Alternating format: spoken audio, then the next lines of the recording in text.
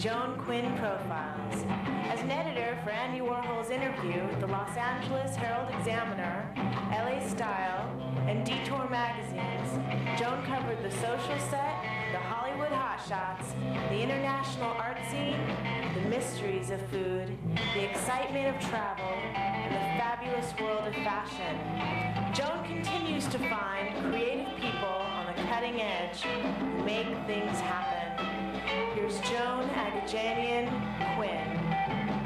Hi, I'm Joan Quinn, and welcome to the Joan Quinn Profiles.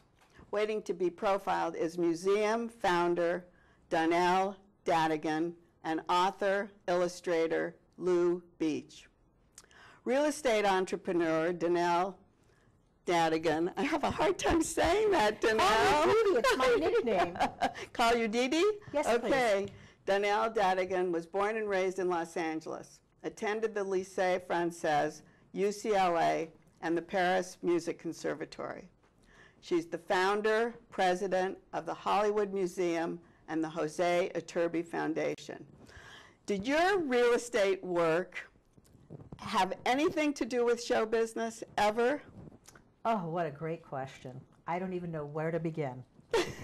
You know, I was very fortunate to have quite a few very interesting clients who worked not only in front of the camera, but behind the camera, and especially behind the camera. And as a result, I learned something about that business that probably the public really didn't know about. Were you acting at the time? Did you ever act while you were selling or buying real estate, or? Well, I felt like I acted every day when I got up and went out to sell a house, yes. Yes, but not professionally. Not professionally. So because that kind of leads me to say, aside from the clients that you had or the people that you knew, why would you buy the Max Factor building? Oh, another great question, Joan. Oh my goodness, I don't know where to begin. You know, my mother and I, we were joined at the hip, and I wanted to give something back to the community. And my mother was a school teacher. There's a joke here somewhere. My father was a school teacher, really? And I was a school teacher. And so was I. There you go. And we decided we wanted to give something back to the community, and I had learned long ago that you have to do something that makes sense and people are interested in it. Mm-hmm. Otherwise, it's just about you and you alone. Mm-hmm. And in my real estate travels, I had seen so many fabulous homes and buildings, and I decided that it would be great if I could incorporate saving a great old building with fabulous history and mating that with giving something back to the community. Well, the point is then that that Max Factor building in Hollywood was doomed, and you came in and took it over. Did you know the Max Factor family at all? No. Because they lived in Beverly Hills for a long time. They did, and some still do, but I did not meet any of them until recently. That's very interesting. The museum is beautiful. The exterior is gorgeous. I don't know who the architect is, but it was a building worth saving. And you had to decide what to do with it once you saved it. Well, you know, this is very true. But I always knew I was going to open a museum, and I had bought it specifically for that. But why the Max Factor building, for me, is very significant, and I'd love to share it with you. It's about saving this great old architecture. It was a historical landmark building, not only architecturally significant, but culturally significant. Right. And for wanting to open a museum with Hollywood's greatest export, which is Los Angeles' greatest export, the entertainment business, what better place than to put it in the Max Factor building, because that's where all the movie stars came and got their looks. It was beautiful. I mean, it was a beautiful idea, but how does one start to do a museum? What did you have to do? What did you know about building a museum? Didn't know a whole heck of a lot, and that probably served me very well, because if I knew all the steps that it would take, I wonder. Although Johnny Grant, Hollywood's honorary mayor, he was the angel of the museum, my best friend, my mentor. He used to always ask me, Dee Dee, if you had to do this again, would you still do it? And you know my answer is always yes. Yes, because you have built something there. But Where did you think you were going to get the contents? Did you have to go out and buy the contents? Oh, I love that you asked that question because, you know, when we first got started, it took me a long time. I bought the Max Factor building in 1994, closed escrow on Halloween of 1994, so, you know, that was an omen in itself. But they had a lot of Halloween makeup there, didn't they? And costumes and things. I mean, that was perfect. It was really perfect. But, you know, for me, I realized that, oh, my goodness, we were on the right track, but then 9/11 hit. And all the studios really had to rethink all the wonderful things they would be doing for the community and helping out. They had to put all of their discretionary funds into security. So where I thought I had certain studios that would participate, things changed overnight. Were they going to loan you things? Yes. I see. Yes, it was So you fabulous. had the contents ready. I mean, you'd been negotiating. Okay. Yes. Yes. And, you know, I myself am a great collector. My mother loved to collect artifacts. My father loved to collect artifacts. He was a great car collector. And so I chose to collect something different than my parents. And I chose to collect great old photographs of Hollywood and additionally costumes, props, memorabilia. So you had part of that. I did. I see, I see. But as you were saying, it was slow starting. You said you were just, you had to rebuild it probably, the interior. You had to display things. Yes, it took us 8 years to restore the Max Factor building because, as you said earlier, it's a great historic landmark building. And because it is a designated historic landmark building, and of course, you know, we did win the State of California Preservation Award. We've won Art Deco Society Awards. And this last weekend, we won another Cultural Historic Society Award. I could not just go fix it. No, because they wanted to approve everything that was going on, right? How well you know. Yes, but that's a great thing because you're so proud of the building now. I think it was everyone's input. You're absolutely right because it was a real team effort, you know, from the historian to the conservator to Johnny Grant to all of the folks in Los Angeles, the historic conservancies. I even had to go to the State Historic Preservation Office in Sacramento to get plans approved. Ultimately, the Secretary of the Interior in Washington, D.C. had to stamp those plans. Oh, so it was a long, slow process. Yes. And once you opened, what'd you open with? Well, when we opened, we had a fabulous exhibit on Max Factor because, you know, the Blondes Only Room where Marilyn Monroe became a blonde. Lucille Ball got her red hair in the Redheads Only Room. And we had several of the floors open, and it was pretty much my collection and several other friends who collected, and one by one the studios came. You told me that when you started, you were open by appointment, and then like one day. This is correct, and then we went to 2 days, and oh my gosh, we couldn't believe it when we were able to open for 3 days, 4 days, and now we're open 5 days a week, Wednesday through Sunday. And you have a Marilyn Monroe exhibit up right now? Yes, we're very proud of it. Will that stay there all the time, or will something else come in? Well, that in itself is a very interesting question, and for us, we're extremely proud of the fact we always have a fabulous Marilyn Monroe exhibit. Oh, because of the history with the building. Yes, and because the museum owns key pieces of Marilyn Monroe costumes and personal clothing and memorabilia. But right now, in honor of the 50th anniversary of Marilyn's passing, it is a milestone year for all who follow Marilyn Monroe. From her birthday, which was June 1, we opened this year, going all the way through the end of August, our entire second floor is dedicated to Marilyn Monroe. It's the largest collection in the nation and most likely in the world. So what will we see when we go up to the second floor? Well, you will see, first of all, the fabulous, never-before-seen photographs of George Barris. Fantastic. And Car guy. Did you know him from when your father was collecting cars? Yes, but this George Barris is actually a photographer. They share the same name, but I did meet George Barris, the car man. I know, that's the confusion. So it's kind of interesting. Oh, they do share the same name. Identical. Is this Barris on Sunset Boulevard? Did he have a studio once? He may have had one at that time on Sunset. I see. Now he's 90 years old. We celebrated his 90th birthday. Oh, that's so great. The same day as Marilyn Monroe's birthday, June 1. It was very sweet. And he is an adorable individual. He has got fabulous photographs of Marilyn Monroe. And we were very fortunate because we were able to show most of them have never before been seen. And you know, this summer he comes to the museum. He's going to be doing a book signing, Oh, great. giving autographs, his photographs, signing his photographs for most of the great collectors. What else is up there? For Marilyn, oh my goodness, we have her honeymoon dress that she wore the night she married Joe DiMaggio and went out for the first time as Mr. and Mrs. Wow. for dinner. And then that's the dress she took on her honeymoon to Tokyo. And that is the same famous dress that she entertained 10,000 troops in Korea in the USO show. You have a lot of famous clothes. You have an Elvis, is it a bathrobe? Yes. Tell us about some of those. Well, I'm especially thrilled about that. That's fun that you pick up on that, because I received that bathrobe years ago in my real estate business. I had, Really? Yes, I ended up selling Elvis's home in Truesdale. in Oh, Beverly way up at Hills. the top. And I had known the housekeeper, and she was a dear. And when we finished the sale, she says, "I have something for you."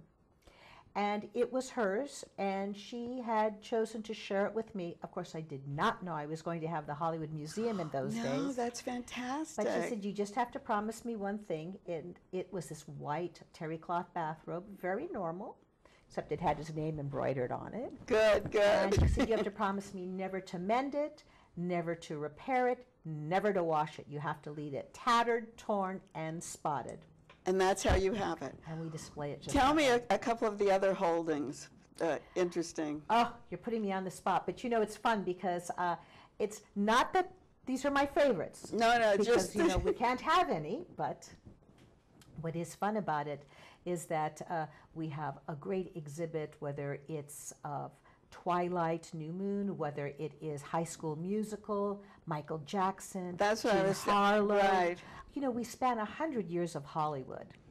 And in that vein, you are the president of the Hosea Turby Scholarship Project. And did you ever take lessons from him? Well, Hosea Turby was my godfather, and I'm probably the only person that took lessons both from his sister Amparo E. Turby, and then in later years in his life when I would be at his house, he couldn't resist but coach me on piano. He was from Spain, correct? Yes, Valencia. Was he very serious all the time? I always think of Hosea Turby as being very kind of formal and serious. You know, he was very formal. He tried to give off that persona as being serious, and I'm glad to know that that worked. But with me, he was always a devil. He would always get me in trouble in front of guests. Oh, that's great. And so he had a little kind of a humor about him. Absolutely. He knew just how to do it, whether it was in front of Frank Sinatra, Joe Cohn, any of the greats, the musicians, Rubinstein, Horowitz, Heifetz, all of them. They all came to his house. He lived in the heart of Beverly Hills, Yes. or in the above Sunset, in the heart of that beautiful area. And did they visit him a lot? Did he have a lot of celebrities? He had a great group of cronies, and they would all come assemble for cocktail time anytime from 4 o'clock on. Oh, how Play great. cards sometimes, and once in a while for entertainment, I felt like, you know, the trained parrot.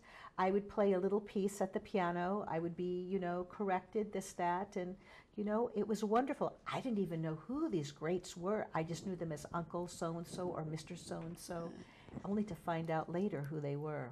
And before we leave, talking about that and having your youth relive through the Hosea Turby stories that you're telling us, you do a lot of work for children in your philanthropies. Aside from the Hosea Turby scholarships, you've done work with the children at the Hollywood Museum. Yes, we always offer special events and opportunities for the young people in the Hollywood area. That's so great. Thank you so much, Dee Dee. Thank you, Joan. Donelle. And don't go away. We'll be right back with artist, illustrator Lou Beach.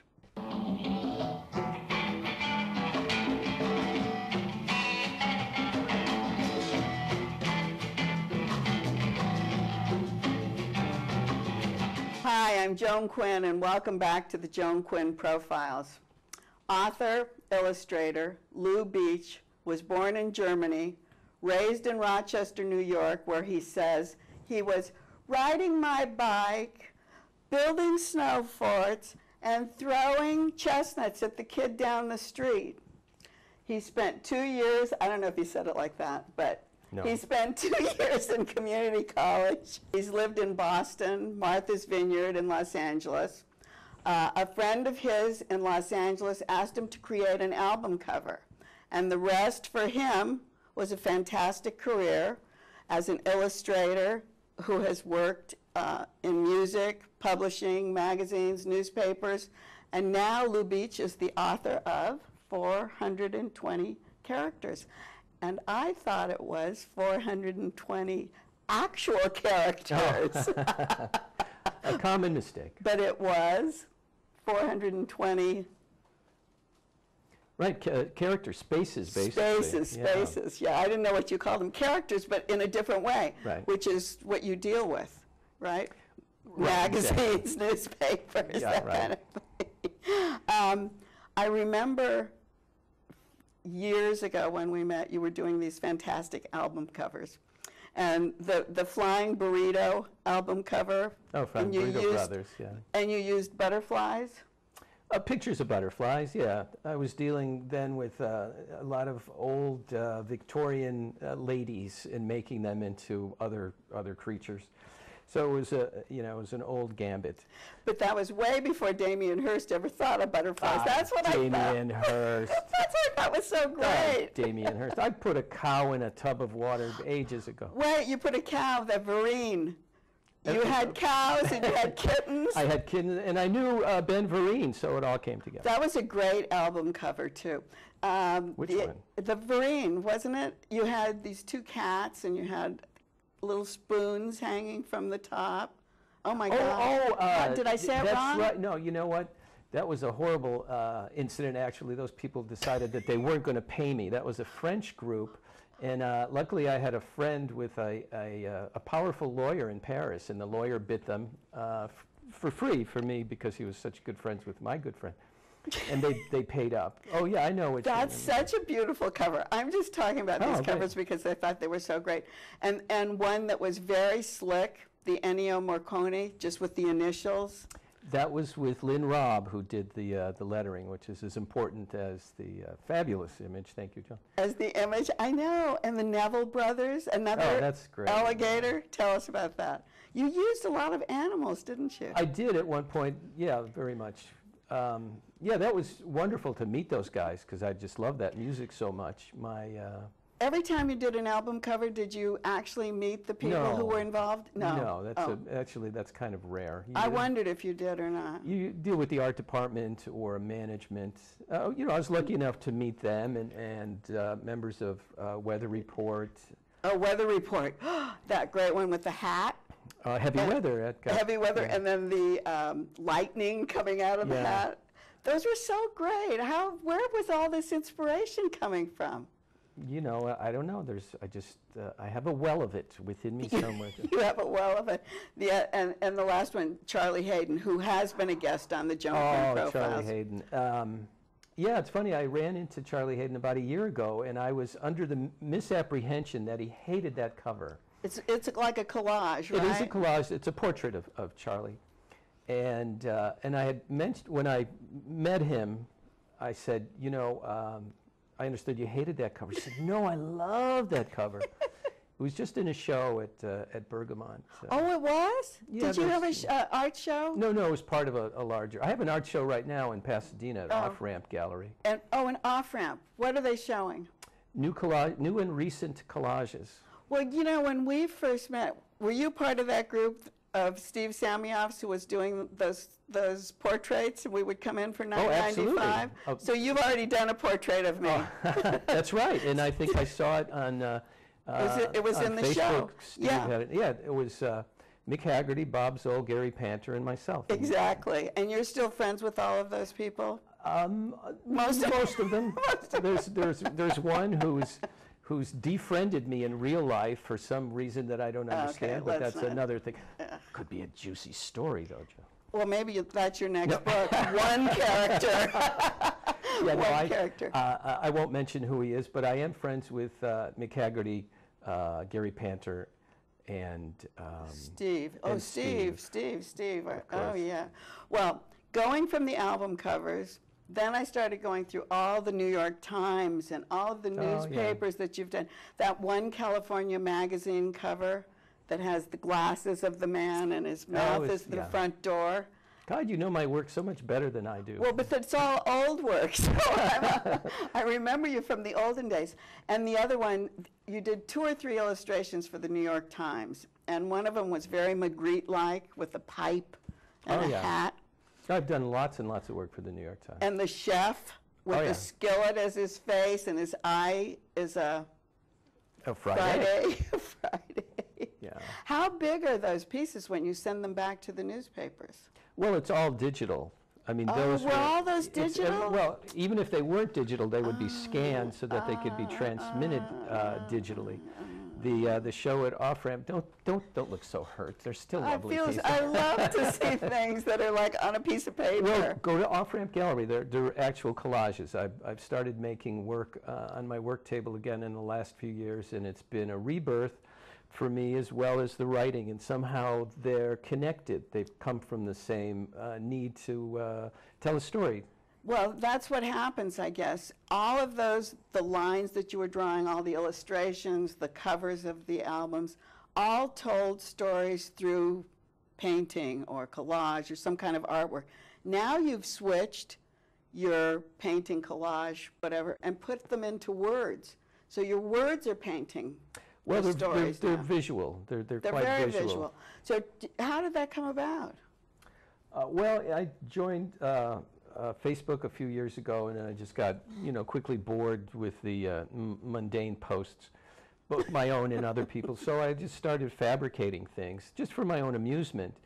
And there's a limit, the 420 characters. It's much greater now. It's some ridiculous. When you first started, that was the... You couldn't write any more than that, and characters meaning spaces and punctuation. I see. So that was your limit. That was my limit. And I'd always entertained notions of being a writer. I love to read, and so I thought, well, this is a good exercise. It'll see if I actually have any talent, because I had never tested it before. You'd never written before? No, not really. Because you were doing visuals. I was visual. So I started writing them, and people started noticing and liking them. And so every day, almost every day, I would write a new one, and it became a challenge. And also because, I'm a bit of a show-off. I go, hey, look what I wrote, Were you putting them on? Oh, yeah, I was online, so posting them every day you were posting They're a new one. Exactly. They were kind of like haikus in a way, but longer? They've been referred to as that. Or yeah, they're... Is there a difference, do you think? Well, haiku has a very, there's a definite structure to it, and I can't tell you, what it is. Yeah. But this was just a limit of 420 characters. So I guess whatever came into your mind, you wrote about storms and cowboys and what harmonicas and stolen Buicks, and was it just something that happened every day that you would think of and come up with the idea? Whatever I glean from my surroundings, from going to the market or overhearing a conversation, all goes into the hopper, and in the morning, just after I wake, or just in that zone where I realize that I'm not fully asleep, but I haven't gotten up yet, I start putting the pieces together as a collagist work. Like the collage work, like the actual artwork. You're putting the word work exactly together. Where I'll go, okay, I saw a man on the street yesterday, and he was homeless, and he was at the corner of Vine and Melrose, and there were children around him. I took that image and I just pulled it out like taffy and made it more. I added something else, or thought about why was he there? Who were these kids? And then I would write whatever came to mind because of that, and then I'd go do the word count, and it would say 500 characters. Then I'd have to edit, which was part of the beauty of the process, because I would have to learn how to make the story move, take you from one place to another. Well, that was one of the ones that I read, was when you said, I saw a man standing on the corner. It was a man going into a bar, and he met a woman, and that whole story unrolls. That's the story of my life, John. But it was. Yeah. But that's a great one. I do like that one. I'm glad and you it just ends like that, and they're together. Right, something, and you don't know what goes on. That's for you to add on to or not. And did you have a lot of comments about people adding on and not adding on? Well, a lot of people did, you know, take it on themselves to add on, and that was for their amusement. And sometimes it was annoying, but it's an open forum, so I couldn't, you know. Sometimes it's annoying. Well, it's because a lot of it was just, you know, not well written. Not that I'm an expert writer, but it just became like, well, why did they add that? It's just crap. You said, that a lot of that stuff goes into the hopper, but how much of it is fiction and how much of it is reality? It all comes from some reality, you know, like I said, an overheard conversation or something that I saw. But then do you just wake up in the morning and you go, oh, I had a dream about such and Sure. such? So that's not reality. Or maybe it is reality. The You had the reality of real dreams. dream. Yeah. You had Yeah. the real dream. But it's a fiction story. You know, in a also way. I'm for some reason, because I read a lot, and because I'm trying to teach myself how to be a writer, and the only way I know how to do that, besides going to school, is reading. You have to go to So- workshops. Nah. No, you're not going Actually, to. I've asked published writers, well-known writers, about that, and they go, you don't do it. Just keep writing. Don't go to So- workshops? Don't. Really? Interesting. Because I've asked, should I go to workshops? Should I take a class? Should I take your class? They go, no, you don't need to. Just write. Really? So, and I won't mention names, Dostoevsky, but they. But are you reading Dostoevsky? I am not at the moment. I'm reading the new Richard Ford book. Are you reading? Did you read the classics? So that I you read could- some of the classics, some of them in comic book form, but that still counts. But that still and counts. I saw the movies. because it's going in your mind, right? Yeah. But you know, I'm influenced by whoever I'm reading at the moment. Not that I'm cribbing from their story or anything, but because you know, I'm touched emotionally, and I think I take some of that emotion and move it over to whatever I'm working on. Is this going to be your new career? No, I can't make a living at it. That's always good. Yeah, it's not a career. No. Well, I love doing it, and I have a proposal into my publisher for a new book. Oh, you do? Yeah, so I'm just waiting to hear back from them. And you're writing a little bit longer They're now, longer you said. now, 3, Because you're 4 not- pages. Really? But you're not posting them? No, I am posting them. Oh, you are? I You can am still posting post them like that? They're for free for anybody who wants them. The book is just, you know, basically a compilation and a keepsake. Before we leave, will you read me that favorite piece that I like? Sure, absolutely. Crawfoot stood outside of Sloane's, hand up for a cab. His face was punctuated by a cigar, and a redhead hung on his arm like a comma. He'd approached her after his third Dewar's and water. You make a bar stool look like a throne. She looked him over, suppressed a smile. Yeah? You make wearing a raincoat look like a felony. He lit her cigarette, loosened his tie, and sat down next to her, bumped her knee. I love it. Thank you, Lou That's Beach, for for you, being Dawn. with me. Thank you. No, not at all. Thank My you. pleasure. Thank you for having me. And keep writing to JAQUINN1@AOL.com. We'll see you next time on the Joan Quinn Profiles.